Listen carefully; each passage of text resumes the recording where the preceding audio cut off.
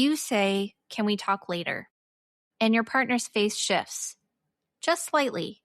Or they say, "It's fine," and your stomach drops anyway. You both leave the same conversation with completely different stories. You're thinking, "That's not what I meant." They're thinking, "Here we go again." And the confusion is exhausting because you are trying. You're explaining, clarifying, and being thoughtful about your tone, and yet somehow it still lands wrong. Stay with me. We're going to take a look at what's really happening here.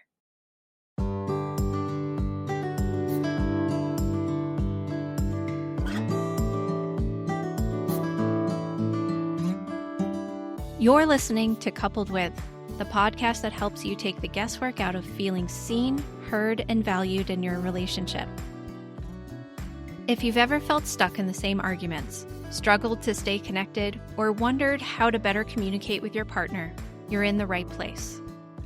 I'm Dr. Rachel Orlick, a couples therapist and coach, and together, we're going to make relationships make sense. Let's dive in.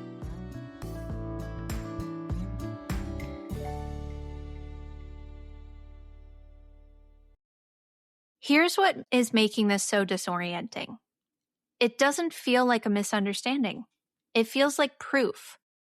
Proof that you're too sensitive or too harsh, or that they always assume the worst. And from inside your body, it feels obvious. The sigh meant something. That pause meant something. Your nervous system reacts before your logic catches up. Tight chest, heat in your face, that old edge. Your reaction makes sense. You've lived in environments where tone meant danger, where silence meant distance, where directness meant you were in trouble. Your body learned to read between the lines long before this relationship existed. But here's the disruptive truth. Explaining yourself better hasn't fixed this. More words haven't created more safety. Because you're not just reacting to what happened, you're reacting to what it meant, and meaning is rarely neutral. Let's slow this down. You say something neutral, maybe even kind, like, "Hey, I was hoping we could leave earlier next time." In your mind, that's practical, simple, forward-looking. But your partner's shoulders tense, their voice flattens, suddenly the room feels changed. Or they say, "I'm just tired," and you hear distance, withdrawal, or maybe, "I don't want to deal with you." This is where the loop begins. Interpretation, emotion, protection. You get defensive or they shut down, or someone pushes harder for reassurance. And within minutes, you're no longer talking about leaving earlier or being tired.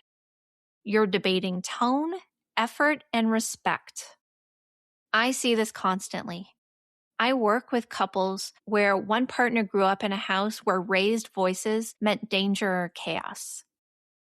Not necessarily abusive, but an internal threat.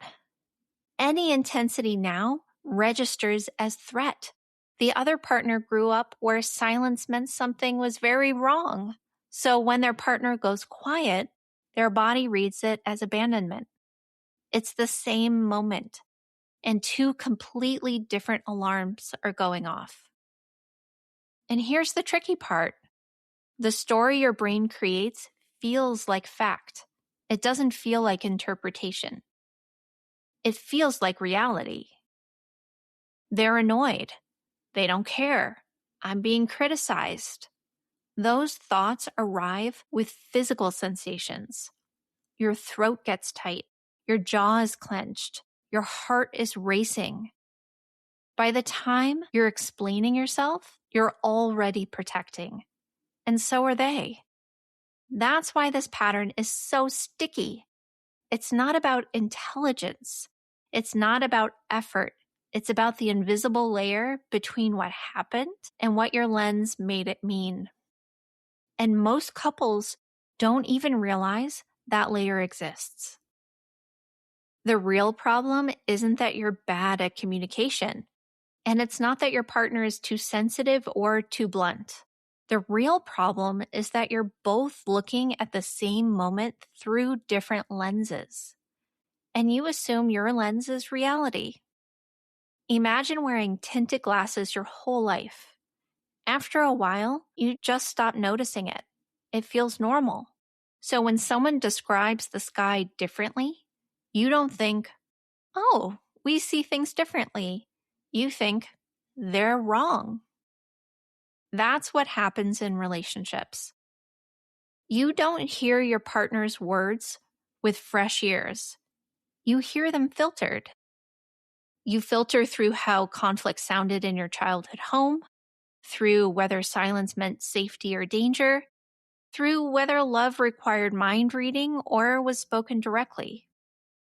So when your partner pauses, one lens says they're thinking. Another says they're pulling away.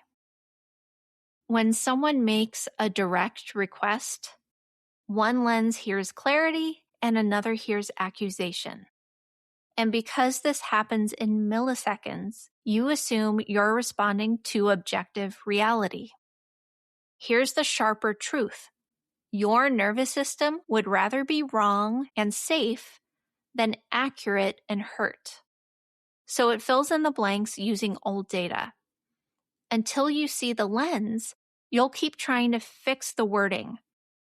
You'll believe better phrasing should solve it. But if the interpretation layer stays the same, the meaning stays the same too.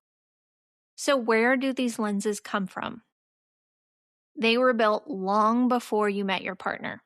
When you were young, your nervous system was studying tone, distance, repair, and it was tracking what felt safe and what didn't. If raised voices meant chaos, your body learned to brace at that intensity. If silence meant punishment, quiet now can feel dangerous. If love was shown through tasks instead of words, I love you might not register as meaningful. Your brain doesn't start fresh in adulthood. It predicts. It takes present behavior and runs it through old memory files. Last time someone sounded like this, I was in trouble. Last time someone went quiet, I was alone. Those predictions are fast. From a survival standpoint, this makes sense. Your nervous system is trying to protect you. It would rather overreact than miss a real threat. The gridlock happens because your partner has their own lens, their own history, and their own alarms. So when you react strongly, their system activates too.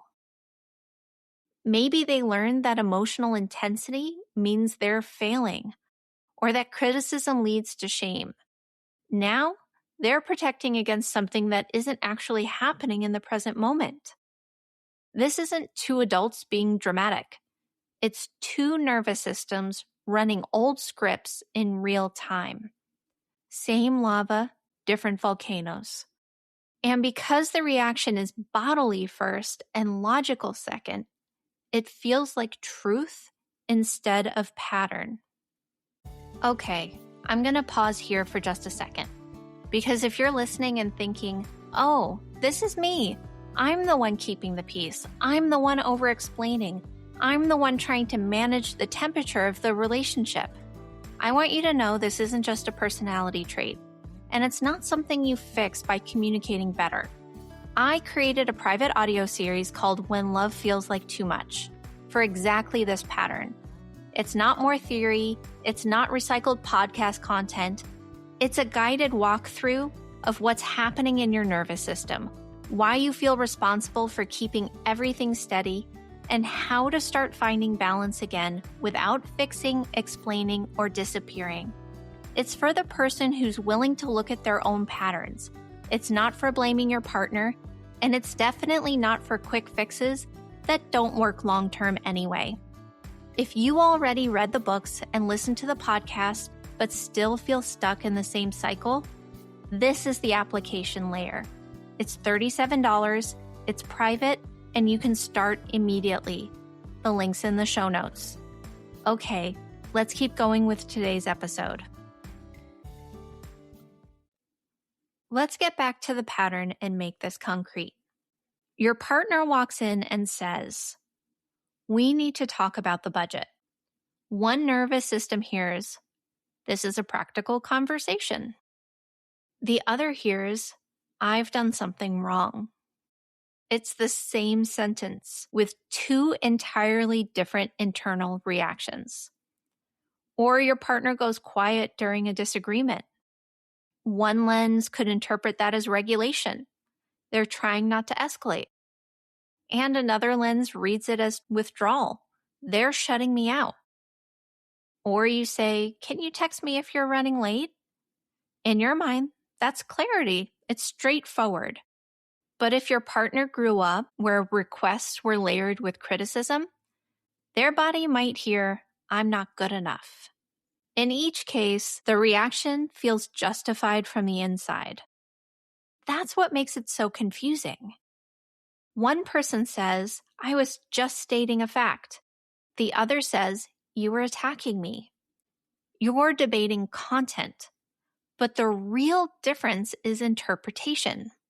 And the faster your nervous system moves, the less room there is to notice the lens. You can't logic someone out of meaning their body has already assigned. Until you recognize there are two lenses in the room, you'll keep trying to prove whose version of reality is correct. And that's a fight that you can technically win, but ultimately, you still lose. So, what shifts this? It's not perfection, and it's not policing every word. The first shift is simply recognizing that there is a lens active. Before you debate facts, before you defend tone, you get curious about the story your nervous system just created. What did I make that mean? Not what did they say, not what they intended. What meaning did my body assign? Maybe you notice when they go quiet, I assume I'm in trouble. Or when they get direct, I assume I'm failing. You're not shaming the reaction, you're tracking it. The subtle distinction changes the conversation. Then you get curious about their lens. When I said that, what did they hear? That question is vulnerable because it assumes there might be more than one valid internal reality operating at the same time. This is not excusing harm, but it's widening the frame that you see it. Between what happened and how you felt, there was an interpretation layer. When you see that layer more clearly, the conversation shifts from who's right to what lens was active. And that's a different conversation entirely. If you're recognizing yourself in this, pause before you turn it into a verdict about your relationship. Misreading doesn't mean you're incompatible. It just means there's an established pattern. You learned how to make meaning somewhere, in your childhood home, in early relationships, in environments where certain tones or silences actually did signal danger. Your system got good at predicting. That skill once kept you safe. The challenge is that your nervous system doesn't automatically update just because your partner is different from the people who hurt you before. So you bring old lenses into new conversations and assume the translation is accurate. Your partner is doing the same thing. That's why explaining yourself better hasn't solved it. That's why more careful phrasing hasn't created safety. Because the issue was never just the words. It was the lens interpreting them.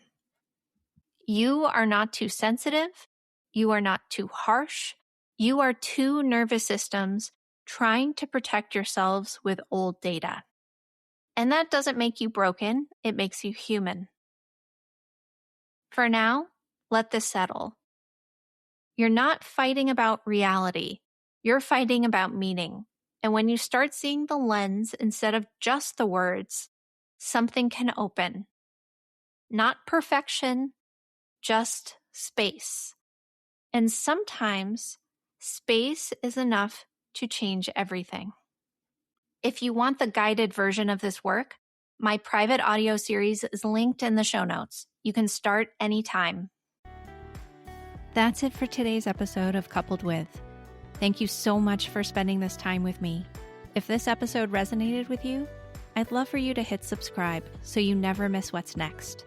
And if you found it helpful, please share it with a friend or leave a quick rating and review. It really helps more than you know. And if you're curious about how we might work together or want more resources to strengthen your relationship, head over to my website, www.drrachelorlick.com. You'll find free tools, podcast extras, and ways to go deeper. Thanks again for listening, and I'll see you next time.